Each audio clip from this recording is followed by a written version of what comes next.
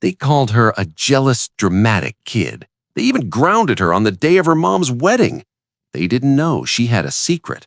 As her mom stood at the altar, she walked up, not with flowers, but with evidence that would make the groom run for his life. This is the story of how she saved her mom from a monster. It's funny the things you notice when you're 12. You see the cracks in the masks adults wear. For most kids, it's noticing "we'll see" really means no.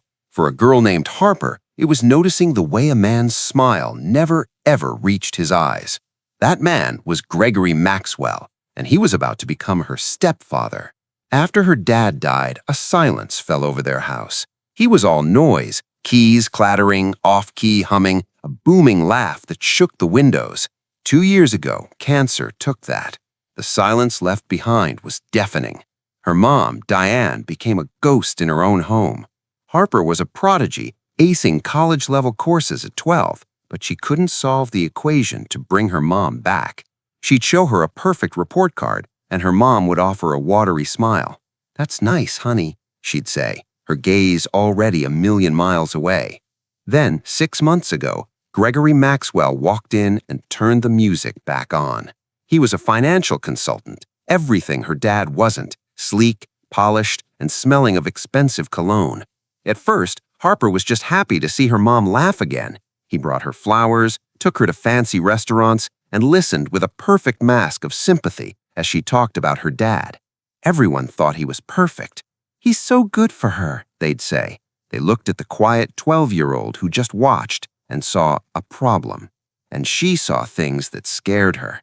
She saw the way his eyes scanned a room, assessing the value of every object, the antique vase, her dad's watch, a flicker of greed before the charming smile slid back into place. His past was a collection of vague, impressive stories. He claimed a degree from a prestigious university, but their alumni directory had no record of him. When she asked, he just laughed it off. "Oh, Harper, you and your computers. That was a different family name. It's a long story. Nothing to worry your pretty little head about." He always called her little girl, a condescending pat on the head to dismiss her. The real alarm bell was her dad's life insurance. Her dad had handled the finances. After he died, her Uncle Ray, a retired detective, helped her mom organize everything. It was enough for her to live on forever. But 3 months into their relationship, Gregory started helping. "Diane, darling," her ear caught him say one evening, "this money should be working for you. Let me move it into some high-growth investments I manage." Her mom, who thought a stock was something you put in soup, just beamed. "Oh, Gregory, would you? I'm so useless with this stuff." A cold dread washed over her. This slick stranger with no verifiable past was about to get his hands on the safety net her dad built for them. She had to know who he really was. So she opened her laptop. It was time to investigate. Her investigation started with his digital footprint, which was strangely shallow for a supposed globe-trotting wizard. His social media profile was pristine but new, created just 8 months ago. The photos were generic: a yacht, a boardroom, a golf course, no tagged friends, no history. It was a ghost profile. She ran a reverse image search on a photo of him supposedly in Hong Kong. Bingo, it was a stock photo, his head expertly photoshopped onto a model's body. Her heart hammered. This was a deliberate lie. She needed more. Gregory was careless. He saw her as a non-threat and left his laptop open. One evening, she crept downstairs. The laptop was password protected. She tried his birthday. No. Her mom's. No. Then she remembered him bragging about his first big investment win, a company called AstraCorp. She typed AstraCorp 1998. She was in. Her hands flew. She went for his emails and found a folder labeled personal. Inside were emails going back years under different names: Richard Harrison, Thomas Grant, Benjamin Carter. Her blood ran cold. The emails were with a lawyer discussing asset liquidation, wire transfers, and probate court. They mentioned women's names: Isabella Rossi, Eleanor Vance, Catherine Lee. Each name was referred to in the past tense. They weren't clients. They were wealthy widows, just like her mom. She used a data scraper she'd written to copy everything to a secure cloud server, leaving almost no trace. As it worked, She found a property deed in Ohio for Richard Harrison, a marriage certificate in Nevada for Thomas Grant, and a death certificate for Isabella Rossi Grant. Cause of death: accidental fall during a hiking trip. Her hands were shaking. She copied it all. The next day, she tried to show her mom. "Mom, we need to talk about Gregory. He's not who he says he is." Her mom's smile tightened. "Harper, don't start. He's a con artist. I found emails, documents. He's done this before to other women. You went through his personal things." Her expression hardened. "What is wrong with you? I was worried. He's lying." "Stop it." Her voice rose. "I know you miss your father, but you cannot invent these fantasies to push Gregory away. Please, don't take this away from me. He's a good man and he loves me." Tears pricked her eyes. "This isn't a fantasy. I have proof." "I don't want to see it," she snapped. "You're a child. You don't understand. You're just being jealous." The word hit her like a slap. "I am getting married in 1 month," her voice said cold. "This discussion is over, and you are grounded from your computer for a week." She turned her back on her, punishing her for trying to protect her. Harper was alone, but she wasn't just a child. She was her father's daughter, and her father's daughter didn't give up. She had one person left to call: her Uncle Ray. You know that feeling, right? When you're screaming the truth, but no one is listening? Harper felt like she was in a soundproof box, watching a disaster happen in slow motion. If you've ever felt like that, hit that like button and let me know you're out there. Now, hold on, because this is where things get even crazier. A week without her computer felt like a year. It was Gregory's idea, of course. The smug look he'd give her when her mom wasn't looking said it all. Checkmate, little girl. But he underestimated her, and he underestimated the burner phone she'd bought with her own allowance. She couldn't just show her mom a bunch of emails. She needed undeniable proof and an ally. Using the library's Wi-Fi, she called Uncle Ray on the burner phone. "Uncle Ray, it's Harper." "Hey, Harper, how's my favorite genius? Stirring up trouble?" "I need your help," she said, her voice low. "It's about Gregory. He's dangerous."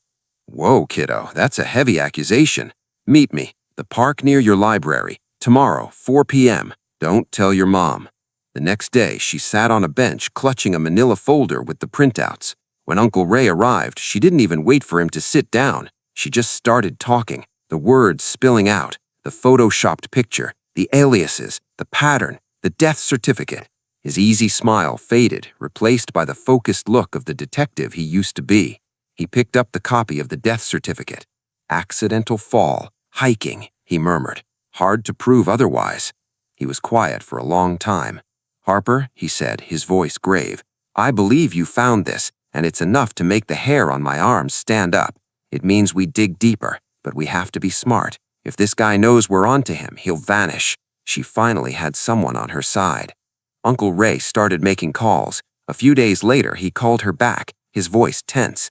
"Harper, you were right. I talked to a contact in Vegas PD. This guy, using the name Grant, married a woman named Isabella Rossi. 6 months later, she accidentally fell off a cliff. He inherited everything and vanished. It's a pattern, a black widower." The wedding was 2 weeks away. The tension in the house was suffocating. Gregory was watching her, a venomous smile always playing on his lips. He thought he had her neutralized. They needed a smoking gun, and she had a crazy idea. Gregory's sports car had a Bluetooth system. She'd synced his phone to it a few weeks before, but she'd also quietly authorized her burner phone as a secondary device. The car had a feature that could activate the phone's microphone remotely. Her plan was to trigger it and record him.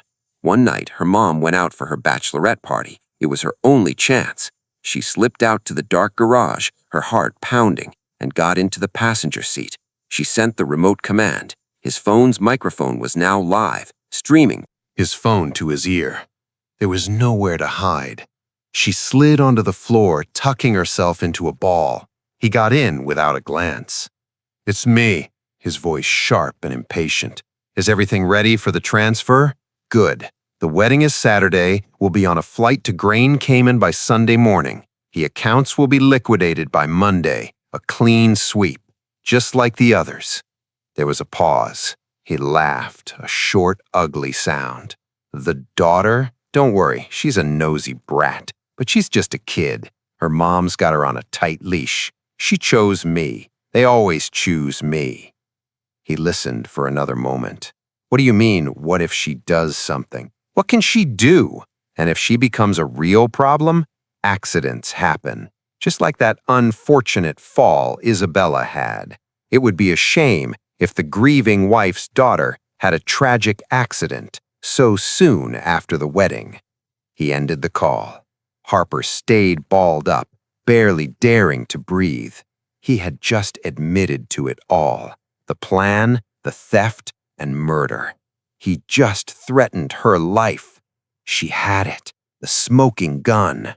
The morning of the wedding was surreal. The house buzzed with frantic energy. Harper was in a room, grounded. Her mom came in with her dress, a pale yellow thing she hated. "Harper, please," she said, her eyes pleading. "Can we just not fight?" Harper wanted to scream, to play the recording, but Gregory's words echoed in her mind. It'll be a tantrum. No one will believe her. He was right. The reveal had to be public. She'd sent the audio file to Uncle Ray. The smoking gun. Wedding at 2 p.m. Be ready. He replied instantly. "I'm on my way. The police will be with me." But he was an hour away. She put on the hideous dress, her burner phone, and a small Bluetooth speaker in her bag. She was a walking arsenal of truth. Gregory cornered her in the hallway, smug in his tuxedo. "Well, well, decided to behave? Good girl. Because if you try anything today, you will regret it. Your mother is mine now, and you are nothing." He walked away. It wasn't a threat, it was a promise. It solidified her resolve. In the chaos, she slipped out and called a rideshare. It was the longest 15 minutes of her life. She arrived at the church and saw Gregory laughing with his groomsmen. He hadn't noticed she was gone. Invisible. Perfect. She slipped in through a side door, hiding in a back pew. Her heart was a jackhammer. She scanned the crowd for Uncle Ray. He wasn't there. The music changed. Everyone stood. Her mother appeared at the back of the church, radiant.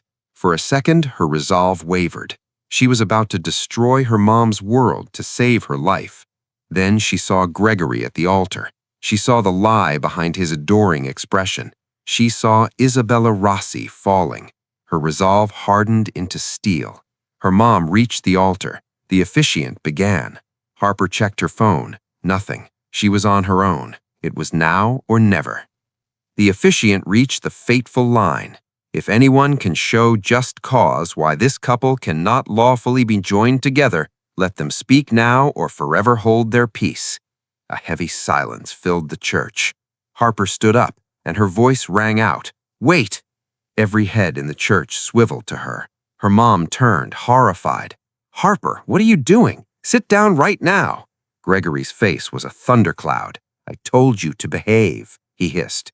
She ignored them and walked down the aisle. Every eye was on her, a 12-year-old girl in a yellow dress, walking toward the altar like an executioner. "Harper, so help me God," her mother warned. She stopped 10 feet from them. "I'm sorry, Mom, but I can't let you do this." She turned to Gregory. "You thought I was just a stupid kid. You thought no one would believe me." "Get her out of here," he snarled at his groomsmen. But before they could move, the doors at the back of the church burst open. 2 uniformed police officers stepped inside, followed by a grim-faced Uncle Ray. "Nobody move," one officer boomed. Gregory froze. His face went impossibly pale. He looked from the police to Harper, and she saw raw, cornered animal fear. It was over. "This is ridiculous," her mom cried. "Ray, what have you done?" "He's done nothing, Mom. I did this." She opened the folder. "This man," she announced, "is not Gregory Maxwell. He's Richard Harrison. He's a con artist who preys on lonely, wealthy women." Murmurs erupted in the church. "She's a disturbed child," he spat. "Am I?" she asked. "Am I making up Isabella Rossi? You married her. She died 6 months later in a hiking accident after you cashed out her $2 million estate." Gregory flinched. "Or Eleanor Vance, a sudden heart attack right before her wedding? You find lonely, wealthy women. You charm them, you get their money, and then they die." Her mom looked at Gregory, horror spreading across her face. "Gregory, what are you talking about?" He couldn't meet her eyes. "She has no proof. he shouted. "Then I guess this is just circumstantial, too," she said. She took the Bluetooth speaker from her bag and pressed play. His voice, cold and sinister, filled the silent church. "The daughter? Don't worry about her. She's a nosy little brat. They always choose me." Her mom let out a strangled sob. The recording continued. "And if she becomes a real problem, accidents happen. Just like that unfortunate fall Isabella had." A wave of horrified gasps swept through the guests. Her mom's knees buckled. She stared at the man she was about to marry, who had just talked about murdering her child. The recording ended. Then he ran. He shoved past the officiant, knocked over a floral arrangement, and bolted for a side door. An officer shouted, "Police, stop!" But he was gone. The second officer and Uncle Ray took off after him. The church erupted into chaos. Harper only saw her mom, sobbing on the floor. She knelt in front of her. Her mom looked up at her, her eyes red and raw, and pulled her into her arms, holding her so tight she could barely breathe. "You were right," she whispered into Harper's hair. "Oh, my baby, you were right. You saved me." Harper held on to her, and the weight she had been carrying for months came pouring out. She was just a kid, crying in her mother's arms, and for the first time in a long time, she knew her mother was listening. The chaos of the wedding dissolved into the surreal sight of police officers taking statements in a church filled with flowers. Uncle Ray returned, breathless. "We got him," he said. "Picked him up in Miami, trying to board a private plane. He didn't even fight." A wave of relief so profound it made her dizzy. He couldn't hurt anyone else. The legal process was long, but her testimony and the audio recording sealed his fate. Daniel Richard Harrison was convicted of fraud, identity theft, and first-degree murder, life in prison without parole. Life returned to a new kind of normal. It was just her and her mom again, but everything was different. They talked. Her mom took an interest in her world, asking her to explain the code on her screen, her eyes wide with pride. They were partners. One evening, they were sitting on the porch. "You know," her mom said quietly, "I thought I needed someone to protect me. I was so wrong." She looked at Harper, her eyes full of love and respect that Harper felt in her bones. "The one person really protecting me was right here all along." Harper just shook her head and leaned it on her mother's shoulder. They called her a jealous kid. They dismissed her, grounded her, and didn't believe her. But the truth doesn't care what people want to believe. It just is. She was just the one willing to listen to it. She saved her mom not because she was a prodigy, but because she loved her. And sometimes, love means being the one willing to burn down a beautiful lie to reveal a devastating, life-saving truth. The world sees Harper differently now. Her family, her teachers, they don't just see a quiet, nerdy kid. They see someone who fought for her family. But more importantly, her mom sees her. Their relationship isn't built on silence anymore. It's built on trust. They're a team. And in their quiet house, there are no more monsters. It's a crazy story, I know, and it makes me wonder, what would you have done? If you suspected something so terrible about someone your loved one adored, would you have spoken up, even if it meant destroying their happiness? Let me know your thoughts in the comments. I read every single one. And if you believe that trusting your gut can save a life, share this story with someone who needs to hear it. Thanks for listening.